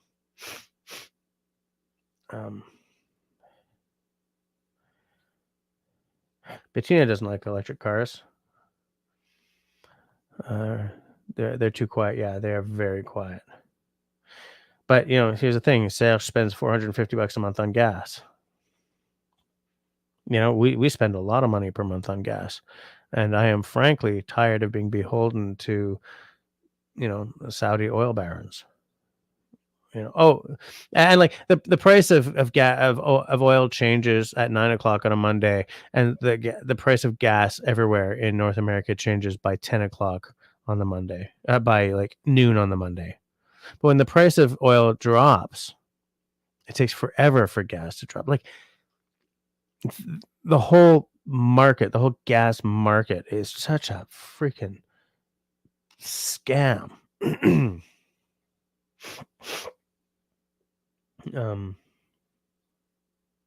But yeah, so like in Quebec, it's a no-brainer, and the Quebec government is absolutely into everyone buying electric cars. But if you're in Alberta, probably not as big a step in the green direction as it's marketed as. A lot of American states are literally coal-fired. It's ridiculous, but they're still coal-fired, or they're oil-fired, or petroleum, or whatever. So it's a little less clear how clean a choice that is. I think it probably still either it's a wash or it's still maybe a little better, but because at the end of the day, well, whatever.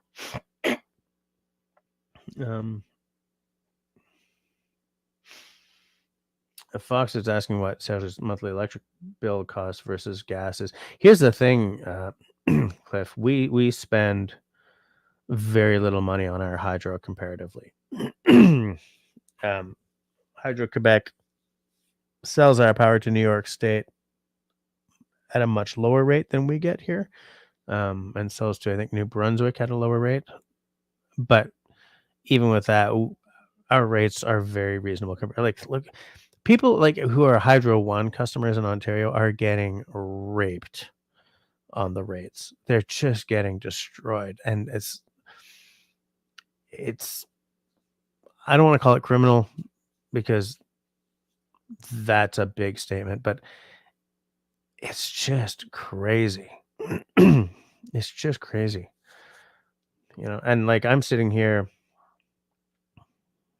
maybe $300 every 2 months with a heated saltwater pool.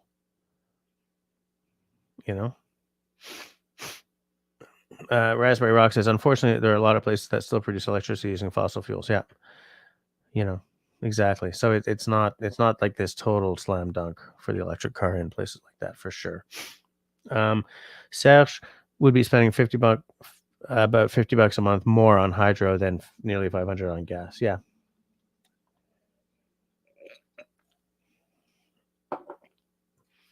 Austin. Oh, okay, so because the battery damage, they're considered totaled. Yeah, that's too bad. That sucks. Fox says, if you're worried about losing power in your electric car on the road, then take a Honda gas generator with you on trips and charge that way in a situation. I hadn't even thought of that, but that's not a bad idea. Also, I do know at least one person who has it set up so that when he loses power in his house, he can, for a short period, use his Tesla as a kind of quasi generator. Did I say I know at least one person? I know one person, but I've read about it elsewhere as well. Now, here's the thing: if I was going to buy an electric car, it would not be a Tesla. Bettina's neighbor in the city has an electric car, has a lot of issues. It also freaks me out that I can't hear it running. Dude,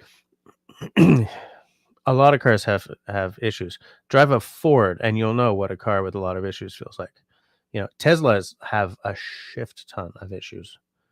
Like, I wouldn't spend my money on that. I mean, it's a technology company disguised as a guitar company, as a car company, and they just, they've been skating on their image for I was giving you the universal. Look at my cans, Russell. My lovely cans. It took you so long to figure out your backlight design. Well, yeah, it's because I was looking at the side chat rather than. I was behind 926 on Discord. What's up? Austin says, I'll drive gas until hydrogen or ammonia codes are cracked. If you live in London in the UK, you can drive, what's the Toyota, the hydrogen Toyota called? The fuel cell one? I don't remember what it's called, but there are 4 hydrogen power fuel stations in London. I think North America will be behind that curve in a massive, massive way. What is the ammonia code? Yeah, I don't know about an ammonia car. I don't. So some people think that electric cars or battery powered cars are just the next step until we hit hydrogen powered cars, and I really don't see that happening. But Mirai, yeah. Well, Toyota's gone doesn't make heavy sense. into hydrogen, and look, it may be at some point, but I think we're really early.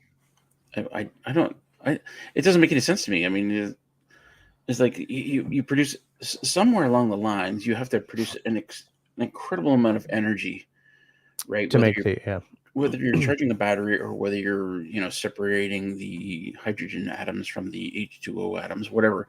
Mhm. There's a tremendous amount of energy has to happen. And I don't see what is the benefits of going to hydrogen rather than just having battery powered cars. Somebody help me with that. It's probably not having to worry about landfilling the batteries, right? Although, what I read that the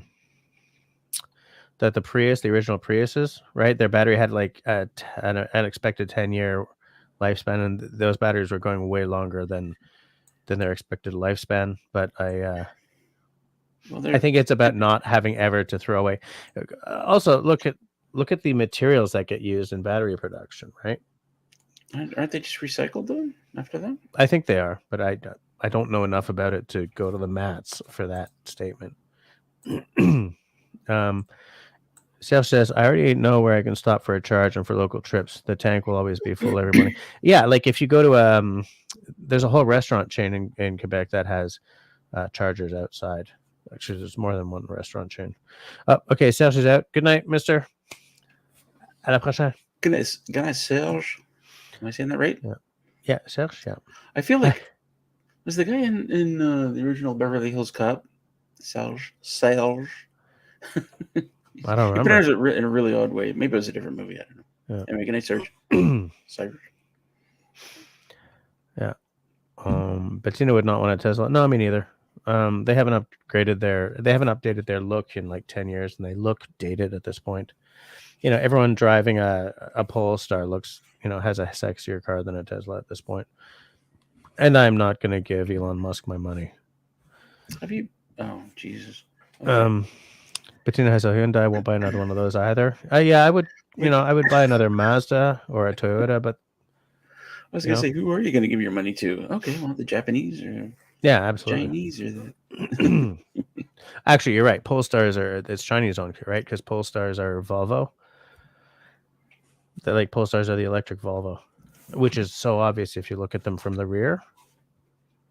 Yeah, I love looking at them from the rear. Calm yourself, Russell.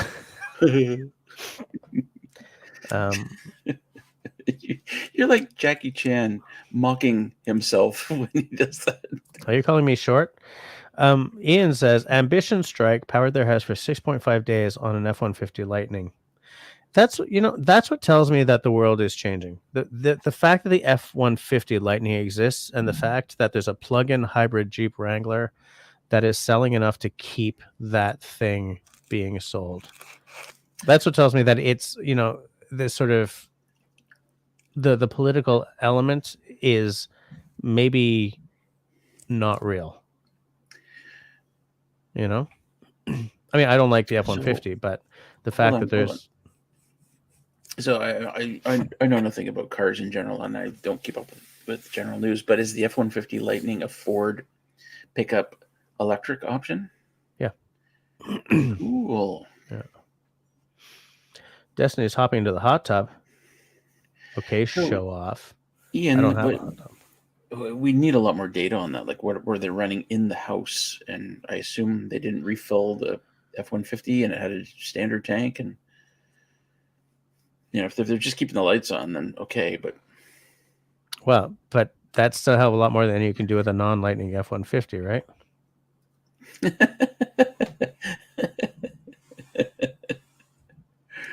Well, I could also buy a generator that's a lot cheaper than an F-150 Lightning.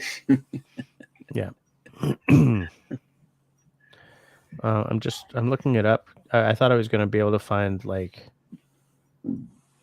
sort of stats that would tell us what kind of generator it would make, but I would have to deep dive, and I just don't have the wherewithal.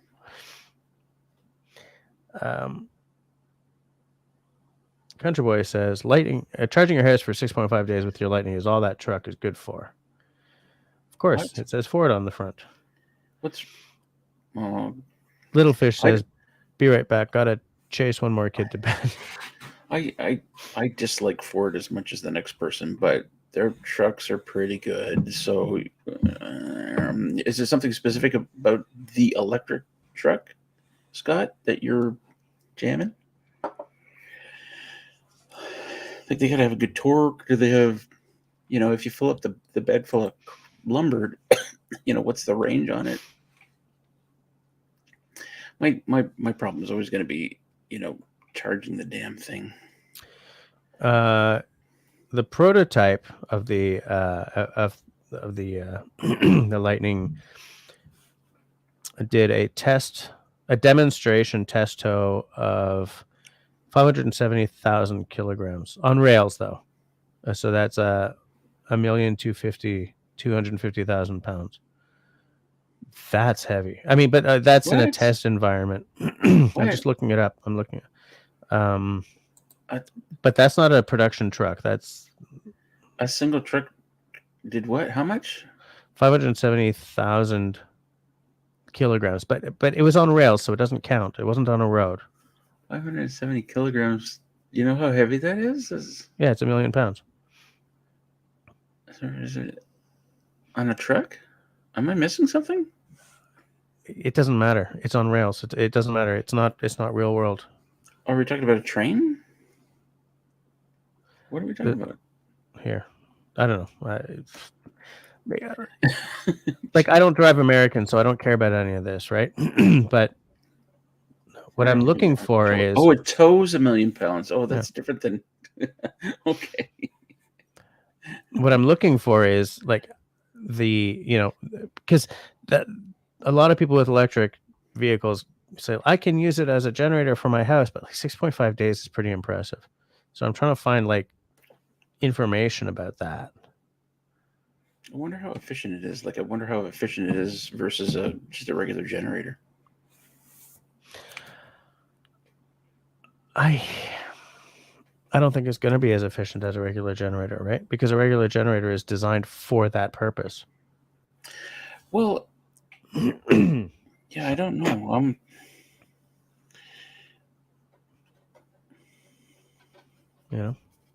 don't know. Yeah. Okay, apparently they have... Hold on. Kristen is talking about an actor named Bronson Pusha Russell. Hold on. Okay, apparently they did have issues with the F-150 Lightning, all in their video, including it going into a limp mode. I don't know what a limp mode is. Country Boy, oh, he likes Ford trucks. Okay. Have for decades. Love them. The Lightning is all hype and useless as a truck. Christy, you're going to have to explain what you're talking about. Hey, there's Jim. Audi. Just left work and driving, listening. Audi, Jim. Audi.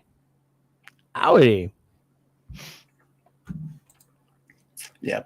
So clearly there's some speed bumps along the electric vehicle route. But, I mean... Yeah. We'll figure them out, I'm sure. We're just going to look up at Ford.ca. Véhicule, achat, soutien et service. Why would it automatically open in French? Oh, I know exactly why. Silly. Oh, they've got a truck sales event on. Just in case you want an F-150. Hey no. You're an all-star. There's a game on. Go play. I have completely forgotten my own postal code. There it is. Because I'd like to say, okay, I start my build. Oh. Excuse me. Wow. Why do they have so many trim levels for an F-150? Like, what? They have like 9 trim levels. No, they don't. They have 8 trim levels. Raptor, Tremor, King Ranch, Platinum, Limited. It's not really limited. Or Lariat, XLT, XL. And then you get to choose between regular, super cab, super crew, 5.5 foot box, 6.5 foot box, 8 foot box. Like, how are they making money with this many models? You know what I'm saying? Anyways, I'm not going to waste my time on this. I don't care about it that much. But it would be nice to see like how good an electric vehicle is as a generator. I mean, that's an expensive generator though, right? Like, well, it's like how expensive can a generator possibly be for you to, you know? You're not buying it for its house powering capabilities, right? It's just a this is a cool side thing that you can do with it. Yeah, exactly. Bettina says, in case anyone is interested, I was in the lake twice, end of January, early Feb. I cut a beautiful hole in the ice to do cold plunge. Then my Sadie pup got sick, so I stopped. Need to start again. I don't do that. I don't jump into cold ass water. I don't understand that last sentence, but I don't jump into cold ass water either. It's just like hell no. I mean, I wish I had the wherewithal to do that, but no. People are built differently. Like some people can just do it and they're fine, and some people like me would just fall apart. Yeah, my stepmom does the polar bear dip every year. Christy was answering your question, Russell, about Serge from Beverly Hills Cop. Serge. What was the actor's name? So it actually he was actually called Serge. Yeah. And he was actually the same actor from that TV show that I forget the name of. Yeah. But it was when he was like, you want that?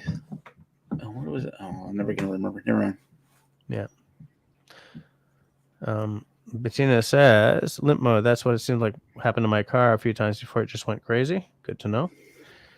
Ian is because F-150 sales are nuts. They are. It's the best-selling vehicle in Canada for sure. There are 60,000 used sales of F-150 in the last 120 days. I buy that. I absolutely buy that. Doesn't mean there are any, you know. Foxit says, huh? Buying, is that because they're all buying the Lightning, or is it? No, it's just like the F-150 sells like hotcakes. Ford makes their money on their vehicles by making them with shite parts and charging you an exorbitant price when you need to come get it fixed in shop. I absolutely look. I used to go hunting in an F-150 every single year for the longest time because my stepfather-in-law owned one. You should try it in the forest sometime instead. Hunting. Russell, and you know the fit and finish is garbage on them. It absolutely is, and there's no reason pickups should cost what they cost. They're not. They cost what they cost because of the sort of the philosophy that they're worth what the market will bear, kind of thing. There's nothing in them that makes them an $80,000 car, a $90,000 car, a $74,000 car, kind of thing. You know, the one pickup that kind of interests me, I'm embarrassed to say, is it the Ford Maverick, that sort of that mid-sized one that comes with standard either a gas engine or a hybrid. Because I like the size on that. That's a little smaller. It's a little more reasonable. Well, I don't know anything about it. Is it like an SUV or? No, it's a pickup. It's a pickup sized the way pickups were in the 80s. You know, like it's not an urban assault vehicle. Okay. Yeah. Grace is asking Bettina if she did a video of the plunge. Did you do a video of the plunge, Bettina? Well, and she says it's a mind thing. And I'll tell you what, my mind is saying it's stupid to do that, Bettina. I don't think it's stupid to do that. I wouldn't. I can't do it because I'm a wuss. But excuse me, no. Sorry, let me clarify. My mind is saying it would be stupid for me to do it. As I said earlier, some people can do it, and they're, you know, I'm endlessly impressed by people who can do that. Because I'm not, because you know why?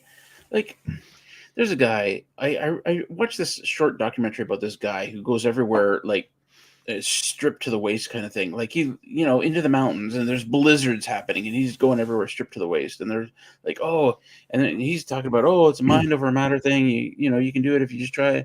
Like, oh, hell no. people are built differently.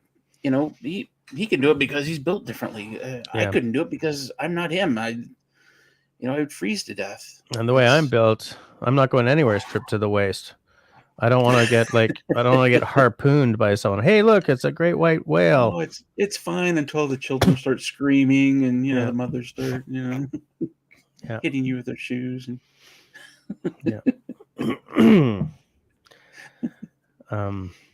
Haha. I don't believe it's 10 to 11 already. I don't believe I'm still awake. Didn't you sleep all day yesterday? I tried to. I tried to. I slept a chunk of yesterday, but like I kept sort of waking up. Mind over matter doesn't matter in the winter if your dongle freezes and breaks off. It's funny because I started reading that sentence and then I was like, well, in for a penny, in for a pound. Where because I only realized about halfway through where it was going, and I was like, well, just got to keep going. Hold on, doesn't it just like lyrics? Mind over matter doesn't matter in the winter if your dongle freezes and breaks off. Mind over matter doesn't matter in the winter if your dongle freezes off. Why'd you go and stop? Oh, we're not in sync. No, we're not. We're not even New Kids on the Block. We're old Hey, homie in the house. How's it going, homie? How you doing? You buy anything cool lately? You know what I bought lately? This is so boring, but I'm excited about it. I bought a freaking notebook. I'm gonna bullet journal my ass into organization if it kills me. Well, I mean, I may not bullet journal, but you know what I'm saying. Like, I need to write everything down, and in order to write everything down, I need to use so many times. Yeah. Thing is, if it doesn't work, then that was an expensive mistake because this is leather. My history is littered with notebooks that I've started and went, okay, we're doing this for real this time. There's a stack of them upstairs somewhere. You know what I have to get over? And I would like to actually put this to the people in the side chat and you, Russell. How many of you get a great freaking notebook and never even put a mark in it because you're afraid of making a spelling mistake, or you're afraid of like, I don't have anything that's good enough for this notebook? There's a few of those lying around. Yeah, absolutely. That's beautiful, beautiful notebooks. And like, it's gorgeous. It's too good it's too beautiful to use. So the first thing I did was I numbered all the damn pages. I numbered every damn page. Nice. Because that meant I got marks in it, so I'm no longer afraid to get marks in it, right? Because that was like that was the first step. Pen has touched paper. And I hold on. Right? I created like a little spot for each month because I'm going to keep track of stuff. You go, guy. Because my brain has fallen apart since the first time I got COVID. And should we break into song about this? Just getting a notebook in. Hallelujah. Oh, homie didn't buy anything new. Oh, that's okay. Damn it. Yeah, you need organization too. Yeah, it's awful. It's horrible. If I don't write everything down, I forget everything. Foxit is laying a bet of $5 US saying that Jesse got another lantern. No, I did not get another lantern. I would like another lantern, but I didn't get one. Foxit, if you do like 20 more of those bets, then yeah, Jess can actually buy a new lantern. Yeah, 20 of those and I'll buy the new lantern. You don't do the notebook thing. Yeah, I haven't traditionally either, but I'm just looking for any way to keep sort of on the road, to keep from going off the rails, organizationally speaking. Bettina agrees that it isn't for everyone. However, there are supposed to be a lot of health benefits. I've been in the lake in December and April before, but really want to try actually going in winter. You know, my wicked stepmom, she calls herself that. We get along great. January 1st every year, goosh into the lake. I cannot imagine doing that. sober. I can't imagine there are actually health benefits to doing that. I'm sure benefitina. Benefitina. Benefitina. That's it. But Bettina's name from now on is Benefitina. You always want to journal not happened yet. Benefitina is going to tell us what the benefits. But a lot of it is just I feel that when I write stuff down by hand instead of typing it or like speaking into like the memo or whatever, it feels more. It solidifies in my head a lot more. So yeah. You know what? Let's make a pact. January 1st every year, I'm going to find a hot tub or a sauna. I'll go the other way, If I can't, I used to have easy access to a hot tub, but unfortunately, the Mrs. Aunt and uncle have both recently died of cancer, so we no longer have access to the hot tub. Boy. We don't even have a tub at the condo, so this is going to be an extra hard challenge for me. Like a tub at all? I thought we were going to have a pact that every year on January 1st, we agree to not do the polar bear dip. I'm like, yeah, I'm right there with you. I mean, we could at least say we'll make a pact that we'll watch a video of somebody doing a polar dip. All right. Every year, January 1st. Yeah. I saw a picture of someone in a polar bear dip thing. Okay, cool. Me too. All right, we're good. High five. Yay. Bettina says, unto Fox, imagine a dongle freezing, breaking off, and then imagine trying to find that frozen dongle. And like, why are you guys having this conversation? Like, why am I not reading the entire thing before I start actually reading it out? I saw it and I thought, well, yeah, go for it. I shouldn't have gone for it. I shouldn't have done it. Didn't want to do it. It's okay. 3 minutes left of the live stream. We can let it all hang out. Mind over matter doesn't matter in the winter if your dongle freezes and breaks off.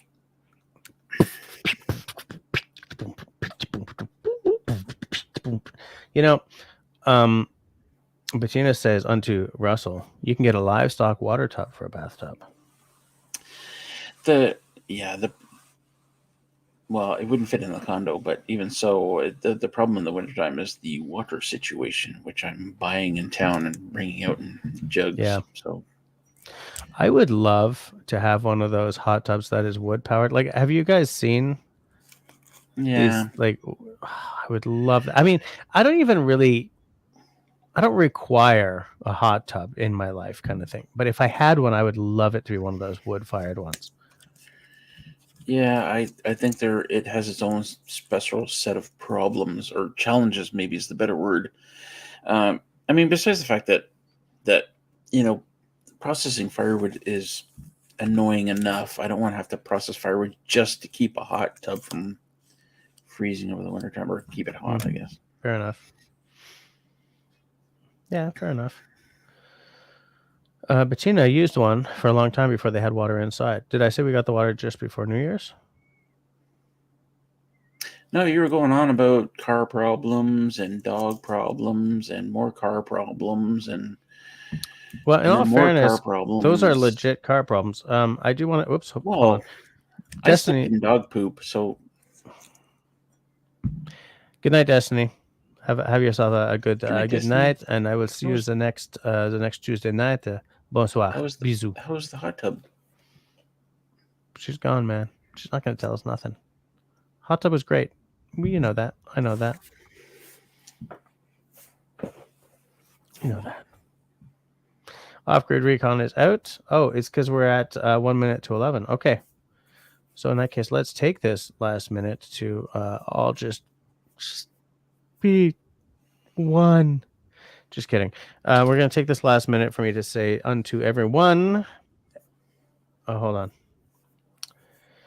You can do a wood fire tub with a metal livestock water tank. You need to put wood down to sit on, though. Good to know. Country Boy says, melt your snow, Russell. You shouldn't take more than a couple of months to get enough water melted. Marcel's been back and lurking. Okay. That wouldn't have worked this winter, but yeah. Yeah. We're now at 2,300 hours, so I will say to everyone, hope to see you next week. between now and next week, everybody, please be safe, be healthy, be sane, and be kind to one another. Jess, I didn't actually step in dog poop. Oh, we're still live. Pea soup.